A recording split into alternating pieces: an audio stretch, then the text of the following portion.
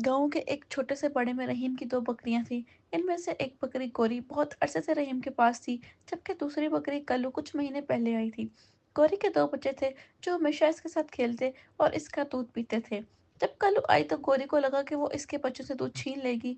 गौरी ने कल्लू को घास के करीब नहीं आने दिया, इसे सींग मारने की कोशिश की और हमेशा इससे दूर रहती। कालू ने कुछ न कहा, बस खामोशी से सब सहती रही। फिर एक दिन शदीद तूफान आया। बारिश इतनी तेज थी कि बाड़ी की दीवारें गिर गई।